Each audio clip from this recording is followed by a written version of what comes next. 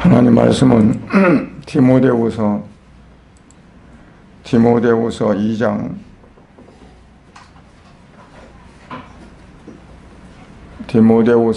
1절부터 7절 말씀입니다.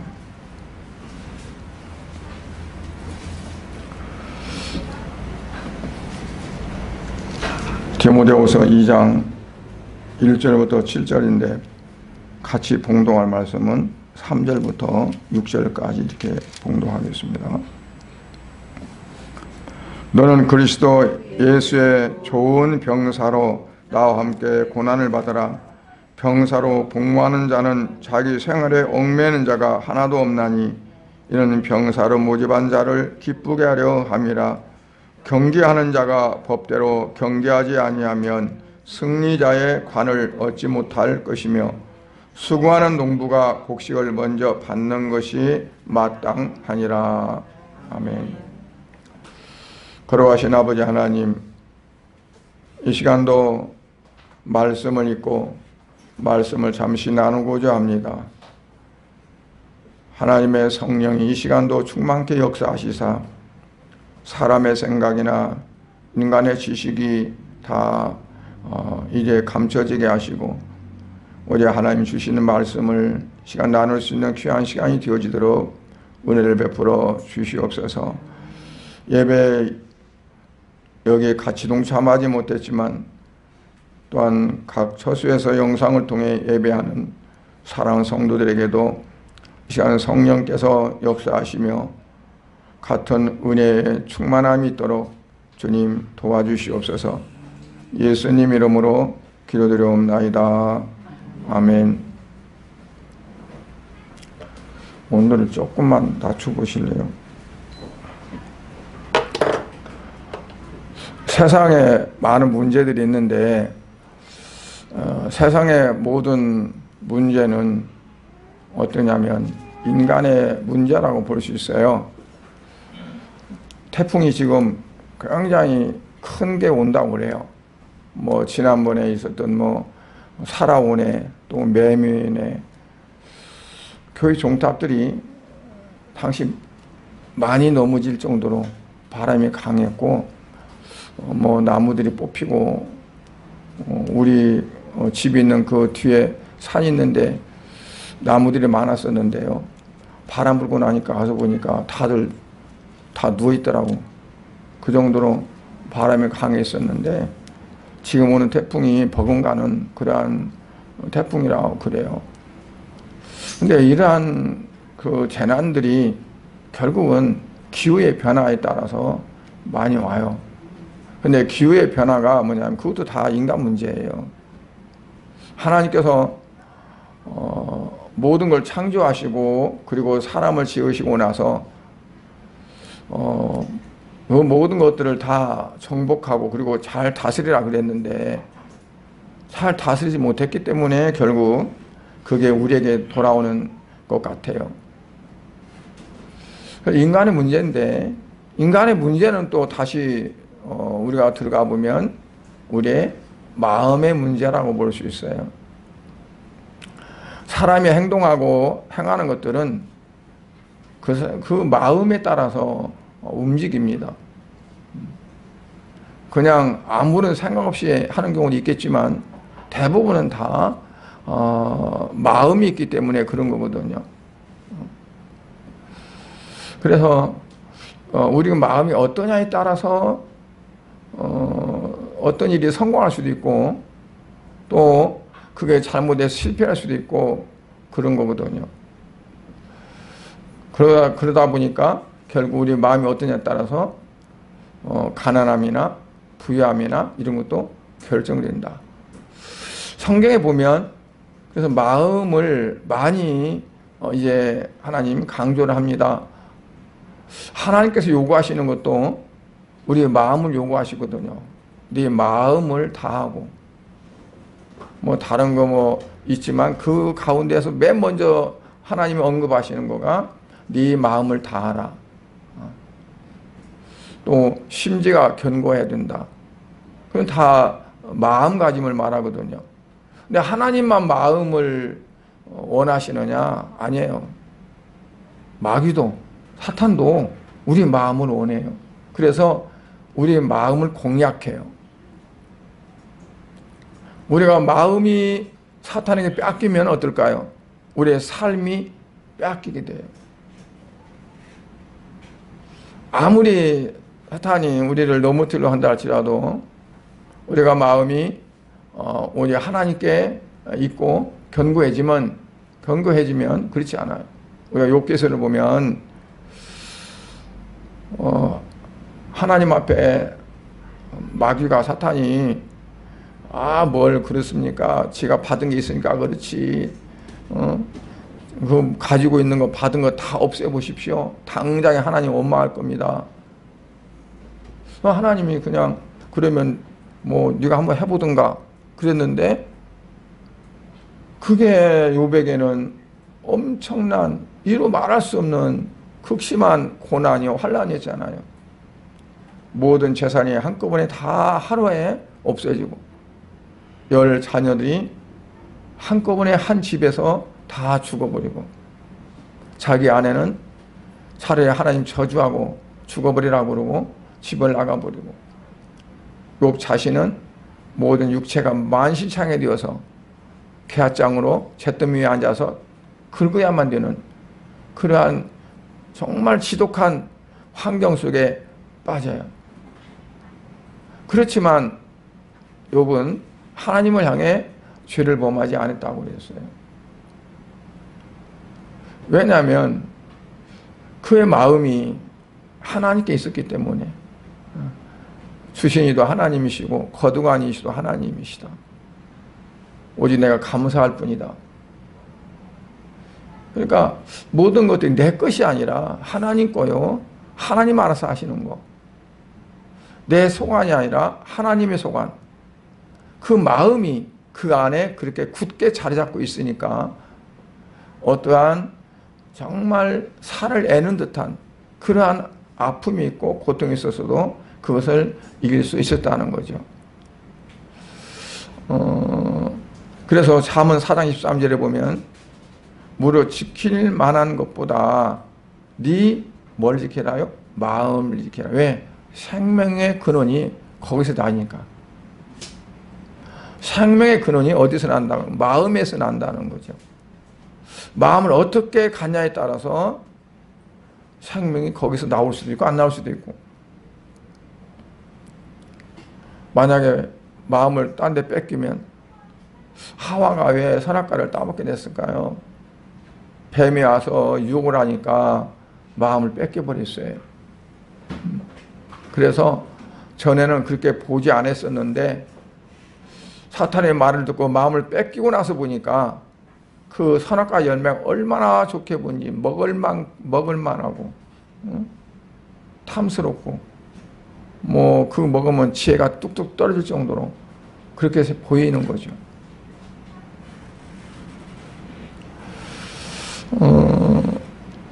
그래서 우리가 우리의 마음이 어떻게 살아갔느냐, 어디에 두어야 하냐? 그리스도 안에 두어야 한다는 거죠. 예수 안에.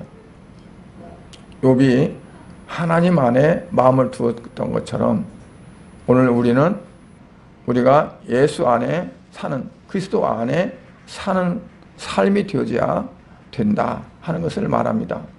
그런데 오늘 본문에 보면 우리가 어떻게 사는 것이 예수 그리스도 안에 사는 생활이냐 하는 것을 세 가지로 특별히 말씀하고 있어요. 하나는 좋은 병사, 또 하나는 경기하는 선수가 법대로 잘 경기해서 상을 받는 것처럼, 또 하나는 농부가 인내하고 견디고 수고하면서 농사를 잘 짓는 것처럼 우리가 그와 같은 삶을 살아야 된다 하는 것을 말씀합니다. 그런데 거기에 뭐가 따르냐면 수고가 따르고요, 고난이 따라요. 그냥 주지는 게 아니에요. 3절도 보니까 뭐라고 하냐면 너는 그리스도 예수의 좋은 병사로 나와 함께 고난을 받아라. 그냥 내 안에서 그냥 누리라. 그러면 좋을 텐데 뭐라고 하냐면 나와 함께 고난을 받으라 하는 거예요. 그러면 예수님이 이 땅에 오신 거가 고난받기 위해서 오셨다는 거죠. 고난받기 위해서. 그런데 사람들이 고난을 좋아하는 사람도 있을까요? 없잖아요. 근데 고난을 받으래. 근데 예수님은 고난을 받으러 오셨어. 왜 고난을 받냐면 그게 하나님이 정하신 뜻 안에 가는 길이라면 그게 고난이 돼도 가야 한다는 거죠. 예수님이 땅에 오신 것은 십자가를 지시고 우리의 모든 죄를 감당하기 위해서 죽기 위해서 오신 거잖아요. 그냥 대접받고 섬김받고 이름 내고 뭐 병자 고치고 막 그런 놀라운 일들 하면 사람들이 막 얼마나 아우성치고 환호하고 뭐 그래요. 예수님이 예루살렘 입성할 때 비록 나귀 새끼를 타고 올라가도 많은 사람들이 종려나무 가지 흔들면서 얼마나 환호했어요. 호산나 호산나. 호산나란 말은 지금 우리를 구원하라는 뜻이거든요. 그 말은 당신이 구세주다. 우리의 구주다. 우리를 구원하시오 하는 거예요.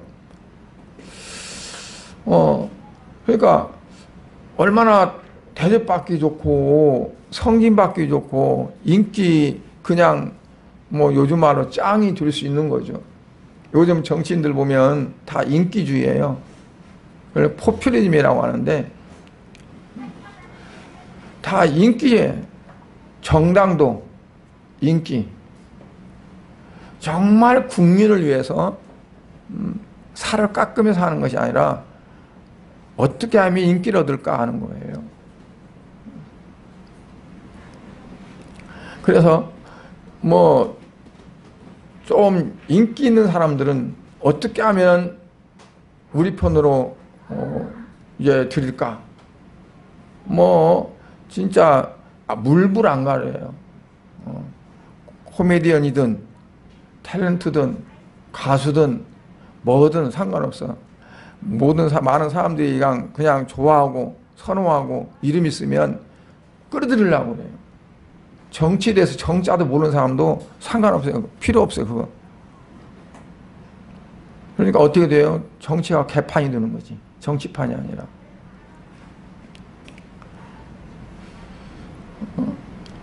그러니까 고난은 뭐냐면 내가 힘들어도 이게 해야 될 일이면 해야 되는 거죠. 욕을 먹을 일도 해야 돼요. 그게 해야 되는 일이라면.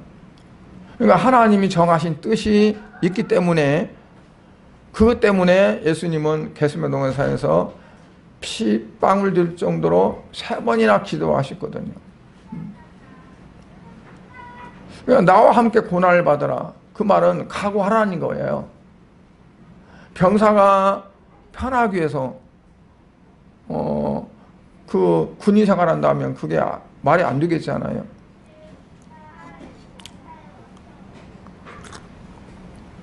어저께 어느 TV를 봤더니요, 그러더라고요. 북한에서 이제 온 분인데, 그분이 얘기하는데, 자기 아버지가 그 탱크를 운전했대요. 탱크를.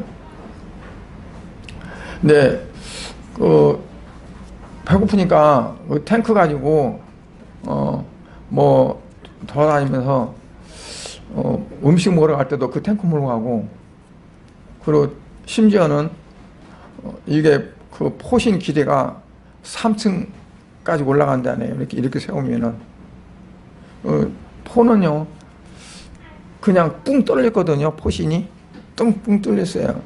거기다 이제 포탄을 넣고 딱 채우고 하면은 이제 그게 막아지는 건데, 그냥 보통 때는요 이게 그냥 뚱 열리거든요. 열어놓으면. 그걸로 남의 거 먹을 만한 거 있으면 위에 올라가 포신에다 집어넣으면 쭉 내려온대 이게. 그래가지고 그런 얘기를 하더라고요. 얼마나 배고프면 그랬을까 하는 생각을 하지만 우리나라도 마찬가지예요. 내가 정말 힘들고 고통스러워도 내가 해야 될 일이기 때문에 그걸 참고 한다는 경우는 극히 드물어요. 그러니까 예수님께서 너가 내 안에서 사는 삶, 그리스도 안에서 살아가는 그런 삶이 되려면 어떻게 하냐면 나와 같이 해야 된다. 예수님은 자기 자신 때문이 아니라 우리의 죄 때문에 이 땅에 오셔서 고난을 받으시고 고통받으시고 그러셨잖아요. 너도 마찬가지로 그와 같이 주를 위해서 모든 사람들을 위해서 고난을 받는 그 삶이 되어야 된다는 것을 말씀하는 거죠. 디모데전서 6장 12절에 보면 믿음의 선한 싸움을 싸우라 그러면서 영생을 취하라. 이를 위하여 네가 부르심을 받았고 많은 증인 앞에서 선한 증언을 하였도다 그랬어요. 뭐라고 하면 믿음의 선한 싸움을 싸우라. 병사니까 싸울 때는 싸워야 된다는 거예요. 어떻게? 선한 싸움을. 근데 믿음의 선한 싸움을 싸우라. 그 믿음의 선한 싸움의 대상은 누굴까요? 우리가 싸운다면 누구를 대상으로 싸워야 될까요? 세상에 믿지 않은 사람들을 대상으로 우리가 싸워야 될까요? 아니면 악한 사람들을 향해서 싸워야 될까요? 뭐 누구를 향해 싸워야 될까요? 결국은 우리의 대적은 뭐냐면 사탄이잖아요. 마귀잖아요. 그런데 사탄 마귀가 우리의 대적이기 때문에 그들 위해 싸우는데 그 사탄 마귀가 따로 존재하는 것보다도 뭐냐면 내 안에서 내 육신적인 세상적인 것을 자꾸 끌어올려서 나로 하여금 하나님과의 관계가 어긋나게 만들고 멀어지게 만드는 그 자체가 나의 적이에요. 그러니까 아브라함이 이제 갈대 우르에서 조카 롯을 데리고 같이 왔어요. 왜냐하면 그 롯은 그 아브라함의 형제 하란의 아들이거든요. 하란 일찍 죽고 롯이 이제 남게 됐어요. 그러니까 그 아브라함이 아버지가 되듯이 해가지고 롯을 데리고 나온 거죠. 하란에 머물다가 이제 하란에서 다시 가나안 땅으로 가게 돼요. 같이 있으니까 얼마나 좋아요. 서로 의지도 될 수가 있겠죠. 그런데 하나님은 그 아브라함에서 롯을 벌려놔요. 떼어놔요. 왜 그럴까요? 그게 롯이 나빠서 그럴까요? 나도 모르게 내가 자식이 없으니까 아들이 없으니까 네가 내 아들이다 하는 경우로 그냥 인간적인 생각으로 인간적인 정으로 이렇게 하는 자체가 하나님의 뜻이 아니었다는 얘기예요. 그러니까 아무리 내가 인간적으로 사랑하고 좋고 해도 이게 하나님의 뜻이 아니라면 그는 멀리해야 되죠. 어쩌면 그래서 내가 그 정말 다른 사람보다 더 많은 그 정이 내 대적이 될 수도 있어요. 그것 때문에 하나님의 뜻을 가리고 하나님 뜻대로 못 갈 수도 있어요. 나의 어떠한 기질이나 나의 어떠한 것들이나 다 뭐냐면 나를 움직일 수 있는 어떠한 그런 것들 향해서 선한 싸움을 싸우라는 거예요. 선한 싸움이라는 건 믿음을 지키기 위한 싸움이에요. 그러니까 믿음의 선한 싸움을 싸우는 것은 믿음을 지키기 위한 싸움이 결국은 믿음의 선한 싸움이라는 얘기죠. 아무리 좋은 거라도 내 믿음이 흔들릴 거다 그러면 이건 아직 잘라내야 한다는 거예요. 아무리 좋은 직장이라도 이게 내가 여기 다녔다 가는데 믿음은 완전히 없어지고 나는 세상에 그냥 뭐 예수 안 믿는 사람처럼 돼버린다 그러면 과감하게 자를 수 있어야 한다. 믿음의 선한 싸움을 하면, 왜냐하면 그래야만 네가 영생을 취할 수 있다는 거죠.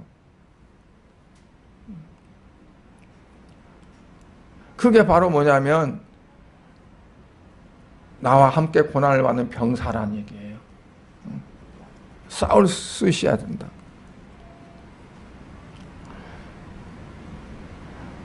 그래서 영적인 싸움을 이기려면 우리가 두 가지 영적인 시험을 이겨야 되는데, 하나는 역경과 고난에서 오는 시험입니다. 어려울 때, 힘들 때. 사문 24장 10절에 보면 네가 만일 환난 날에 낙담하면 네 힘이 미약함을 보입니다. 환난 날에 낙담을 한다, 실망을 하고 좌절하고 그렇게 되어지면 네 대적에게 너가 미약함을 보인다는 거죠. 허점을 보이고 약점을 보인다는 얘기예요. 뭐 전쟁할 때 약점을 안 보이게 해서 막 과장한다고 그러잖아요. 목포에 가면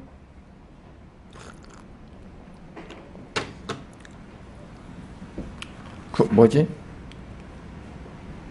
아, 생각 금방 날 안 나버려.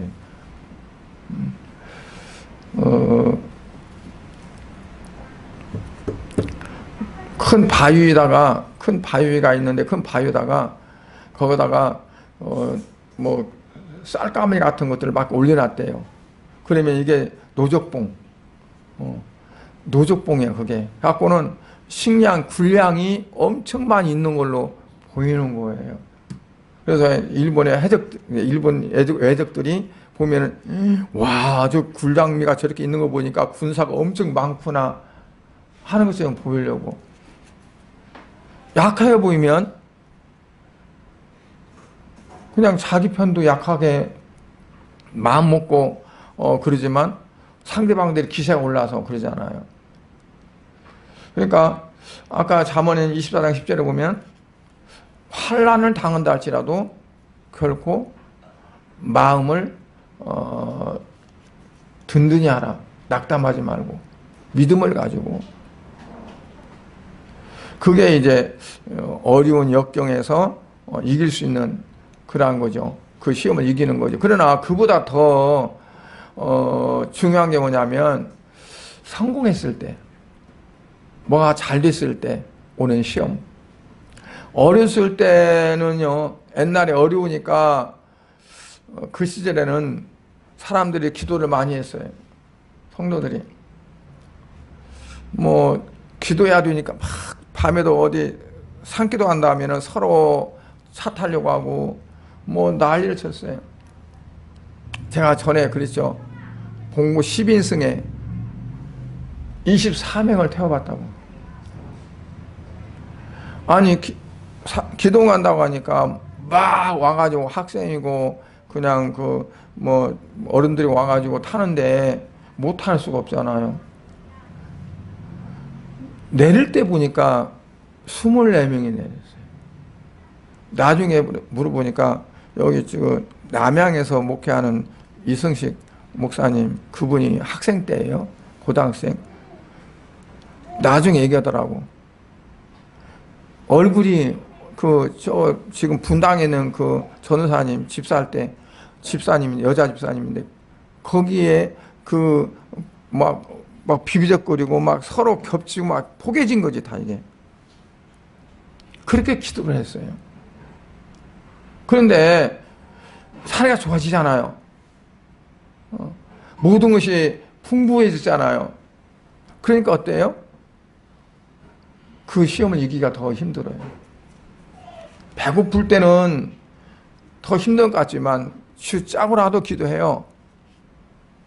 그런데 느슨해지니까 그게 더 힘든 거예요.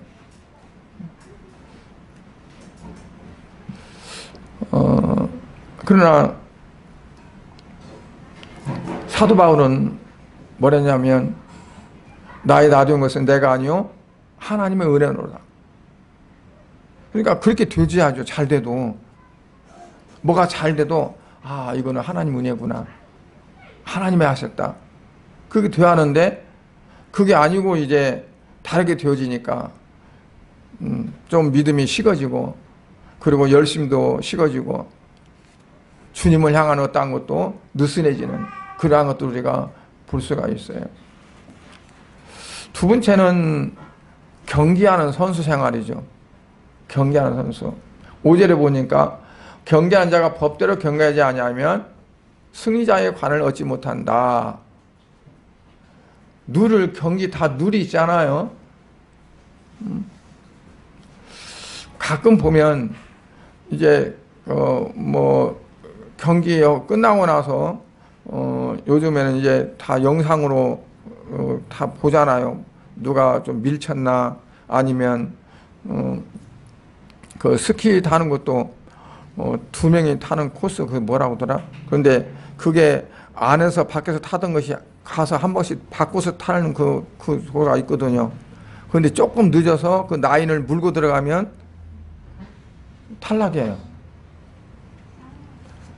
그렇게 아주 1등 했어도 1등 못해. 또는 뭐 약물 복용해가지고 잘했어. 그럼 그건 어긴 거잖아요. 그럼 나중에 금메달 땄어도 금메달을 뺏기고 말아요. 그러니까 경기하는 선수가 첫째로는 뭐냐면 법을 잘 지켜야 된다. 우리가 신앙생활하는 것도 법대로 해야 되죠. 법대로. 법대로 한다는 건 뭘까요? 하나님 말씀대로 내가 살아가느냐, 살아가지 못하느냐는 거예요.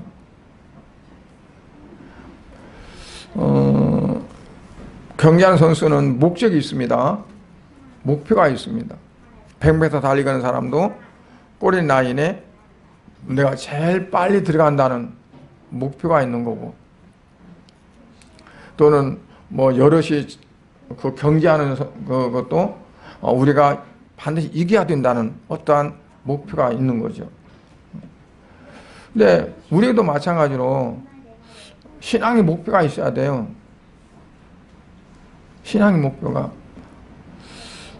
특별히 뭐 구체적으로 어떠한 목표를 가지도 좋지만 그렇지 않으면 내가 금년에는 그래도 되돌아볼 때 신앙생활 금년에 참 잘했다 할 수 있는 한 해가 되겠다 하는 그 목표를 가지고도 우리가 해봐야 된다고 봐요. 그러니까 다른 것은 그 한 해가 바뀔 때 마음을 좀 다스리기도 하고 또 내가 금년에는 어떻게 해야 되겠다 하면서 신앙적인 목표를 안 가질 때가 많아요. 신앙적인 목표. 금년은 내가 주님을 위해서 특별히 어떤 걸 해야 되겠다. 뭘 해야 되면 될까? 하면서 기도하면서 그 어떤 그런 목표를 가지고 좀 할 수 있는 그게 좀 필요하다고 볼 수 있어요. 그래서 우리가 좀 한번 좀 이렇게 글 문장은 좋든 나쁘든 그 상관없이 한번 내가 앞으로 어떤 삶을 살아갈 것인가 하는 걸 한번 계획을 목표를 삼는 것도 좋을 것 같아요. 물론 목표 세우는 대로 되는 건 아닙니다. 그러나 중요해요. 경기하는 선수가 자기가 목표 세웠다고 해서 다 목표대로 안 이루어지잖아요. 누가 경기하면 나는 꼴등을 내는 사람이 어디가 있을까요? 그래도 뭐 메달권에 들어간다든가 아니면 1등 한다든가 2등 한다든가 다 목표를 가지고 하기 때문에 할 수 있는 거죠. 그러니까 우리가 내가 목표한 대로 다 달성 못하나 할지라도 정말 하나님께 영광을 돌리고 주님을 위해서 내가 어떤 무엇을 해볼까 하는 그거를 하나님 앞에 기도하면서 한번 갖는 것도 필요하다고 봐요.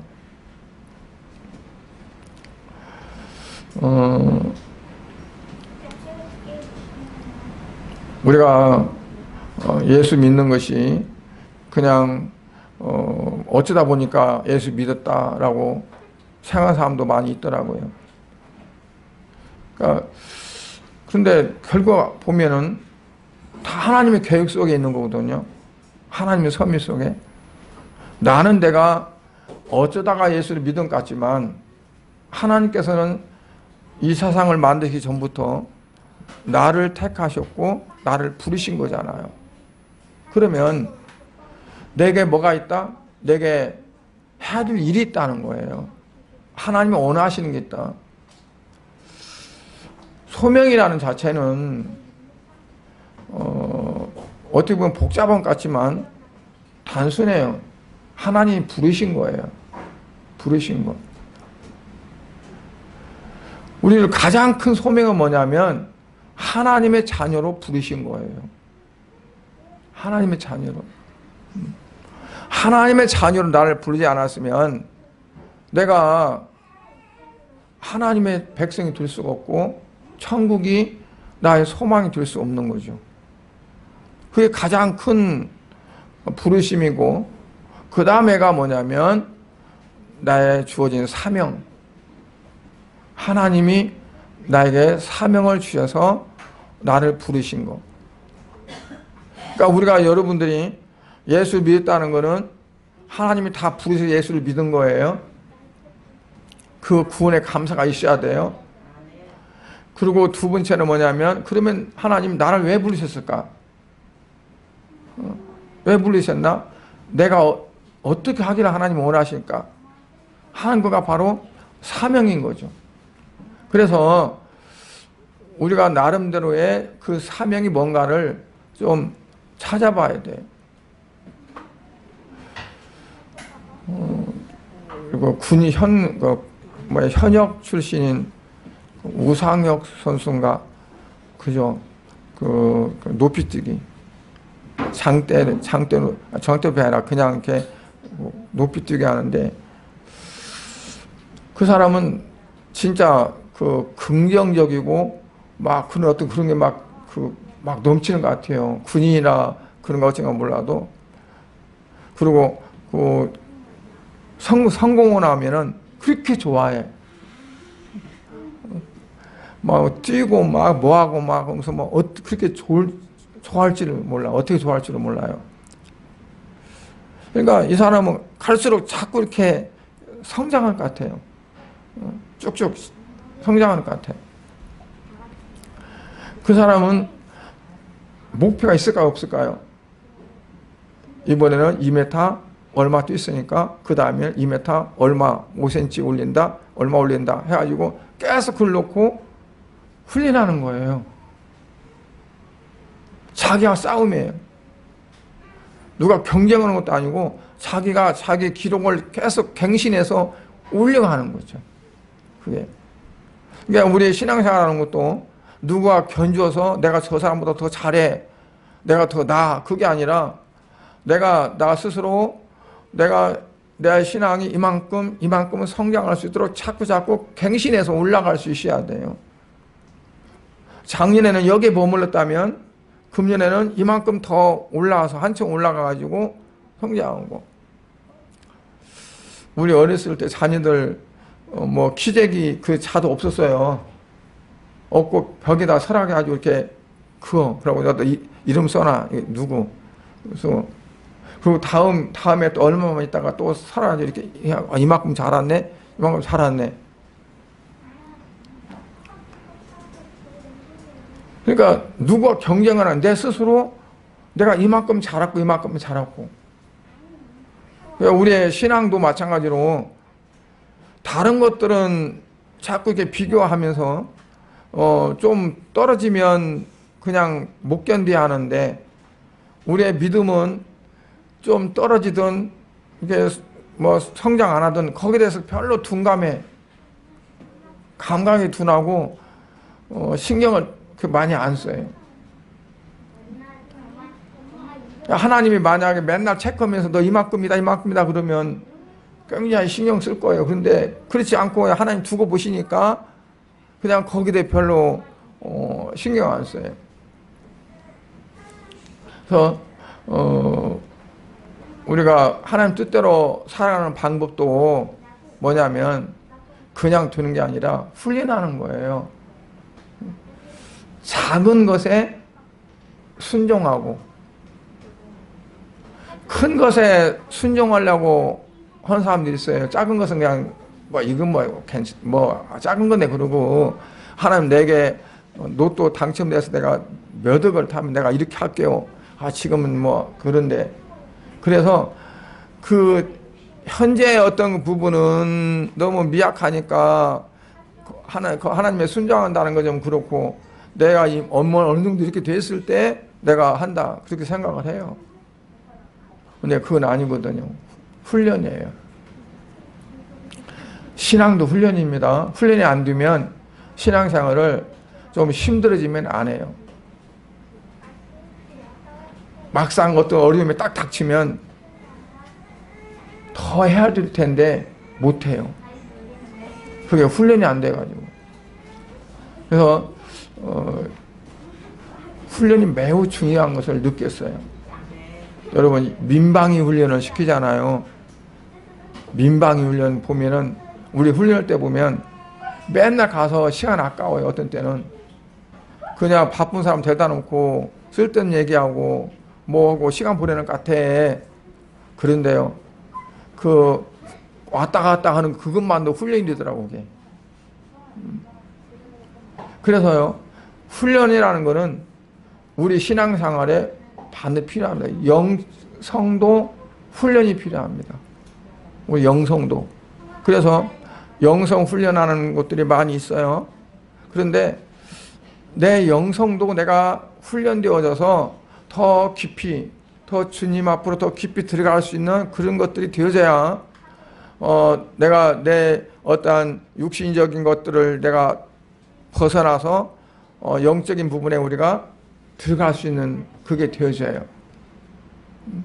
그래서 믿음의 훈련, 그 믿음의 훈련은 결국은 영성 훈련으로 되어져서 우리가 더욱더 깊이 주님과 함께하는 동행하는 그런 삶이 되어져야 됩니다. 근데 이거는 결코 내 힘으로는 안 돼요. 성령의 도움을 받아야 돼요. 그래서 우리 기도해야 돼요. 성령께서 나를 도와주셔야지 내가 내 힘으로는 할 수 없어요. 의지를 할 수 없어요. 그래서 사문 16장 9절에 보면 뭐라고 했냐면 사람의 마음으로 자기의 길을 계획할지라도 그의 걸음을 인도하시는 이는 여호와시라. 내가 이렇게 하겠다 해도 하나님께 도우지 않아요. 성령을 통해서 도와주시지 않으면 다 말짱헌일이란 말이에요. 그래서 우리가 이제 날씨도 좀 선선해지잖아요. 기도 많이 하셔야 돼요. 기도. 이렇게 막 태풍이 온다고 막 그러는데 내일부터 기도로 가기로 했는데 가야 되나 안 가야 되나 하고 고민도 해봤는데 큰다고 안 가고 이른다고 안 가고 기도 안 하면 안 되잖아요. 우리의 기도도 훈련입니다. 기도도 훈련이야 어느 때 바로바로 기도가 되는 거지. 그렇지 않으면 기도가 막혀요. 기도 딱 막혀야지 기도가 안 돼요. 우리 영성도 마찬가지고. 그래서 우리 신앙은 훈련이 필요하다. 세 번째는 뭐냐면 농부생활, 수고하는 농부생활. 여러분 농사 짓는데 정말 힘들까요? 힘 안 들까요?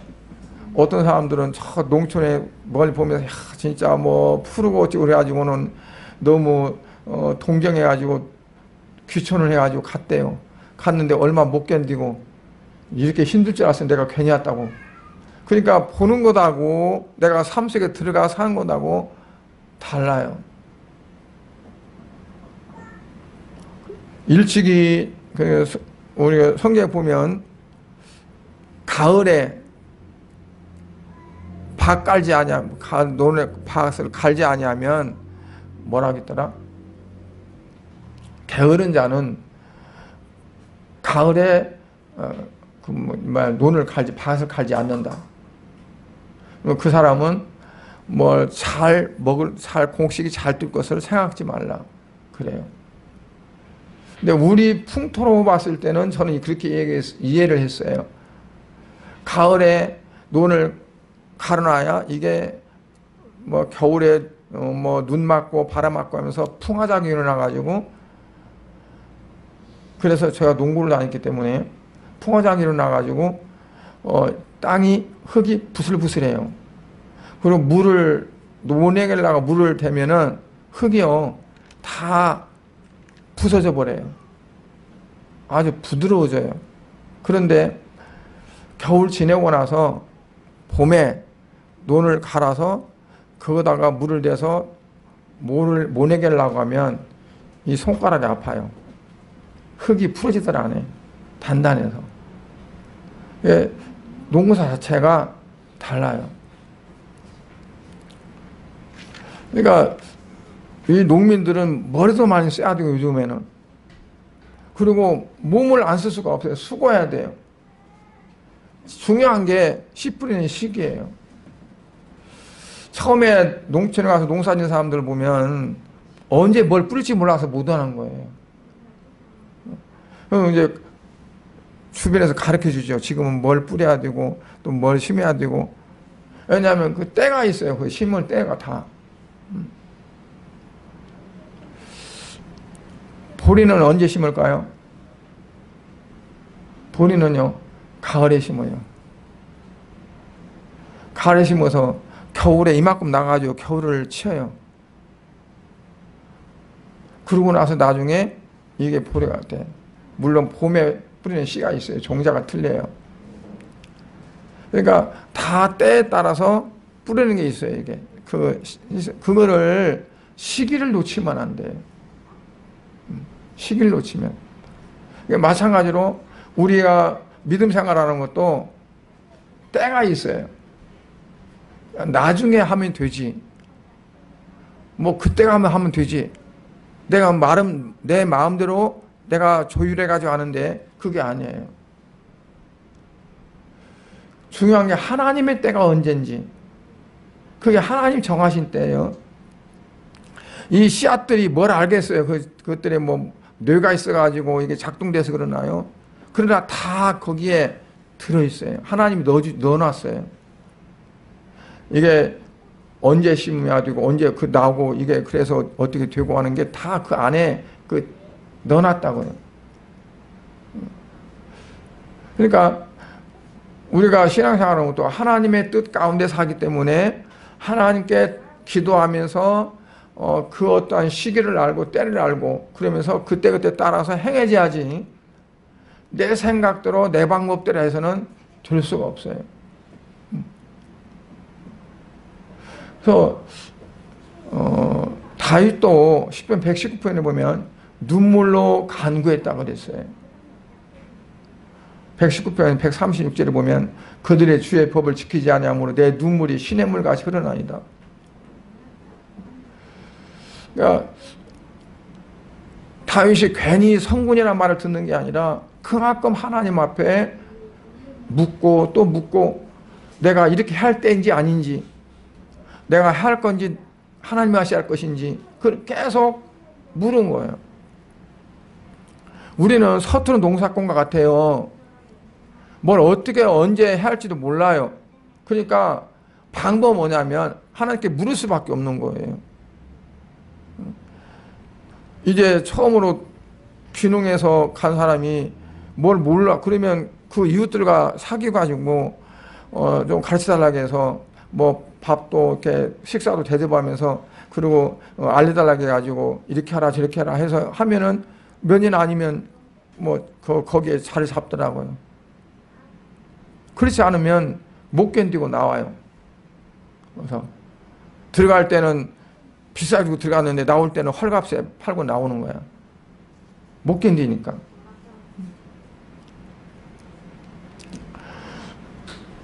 그래서 씨를 뿌리면 반드시 수확이 있다. 눈물로 씨를 뿌리면 기쁨으로 타는 거둔다. 하는 거가 씨 뿌리는 것이 하나의 뭐라고 할까요? 원칙이라고 하기는 그렇고 어떤 그런 게 있어요. 그러니까 우리가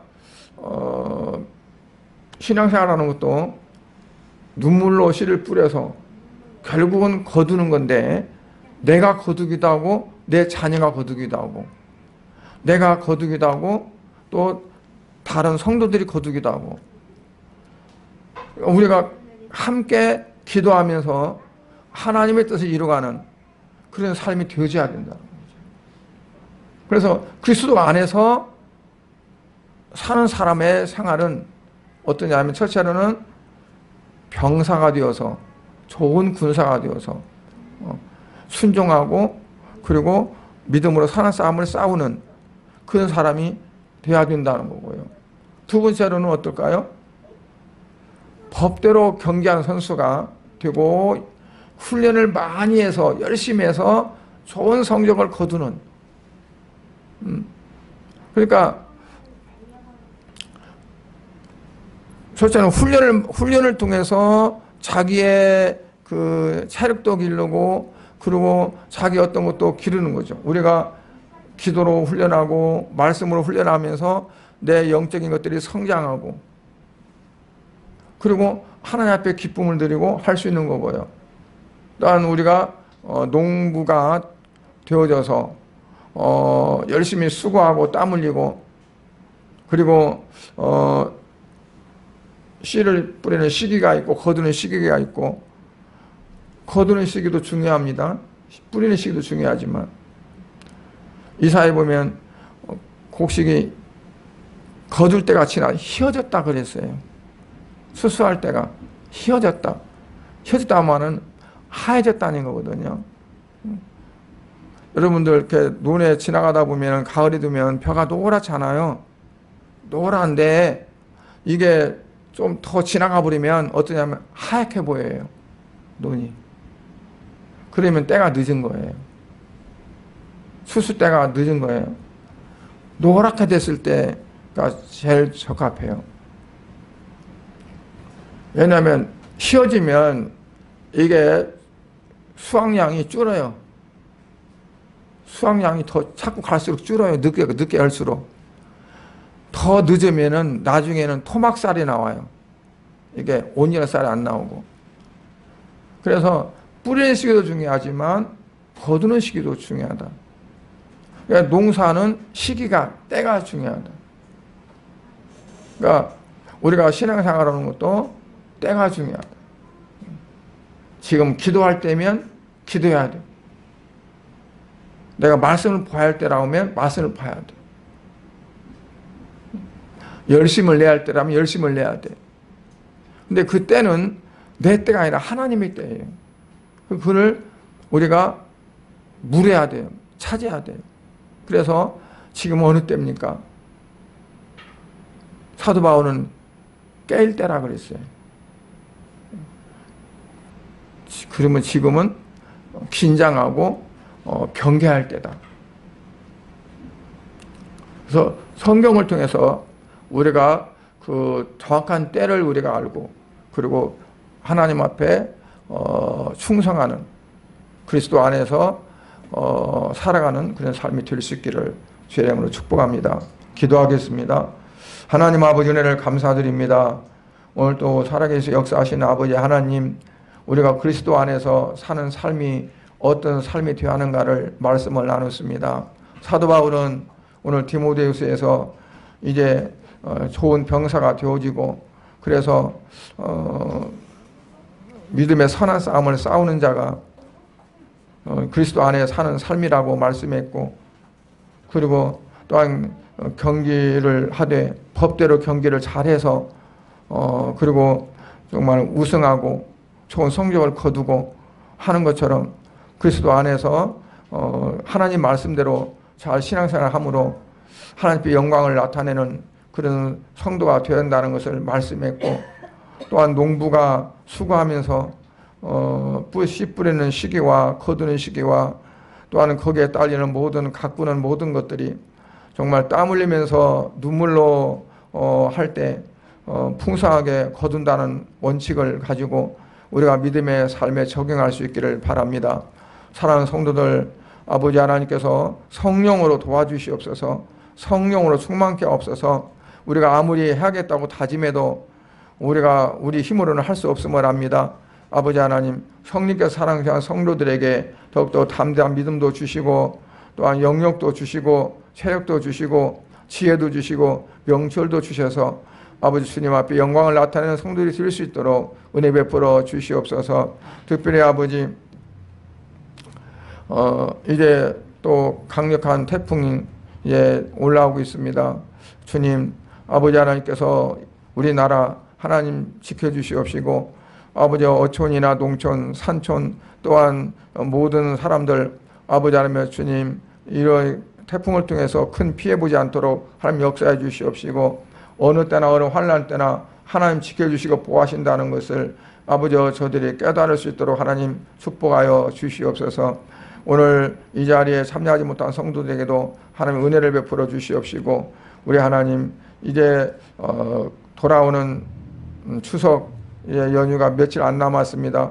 아버지 성도들 하나님 은혜 가운데서 추석 연휴 잘 보내며 가족이 더욱더 하나 되어지고 정말 친척들이 더욱더 믿음 안에서 하나 될 수 있는 복을 하나님 허락하여 주시옵소서. 예수님 이름으로 기도드리옵나이다. 아멘.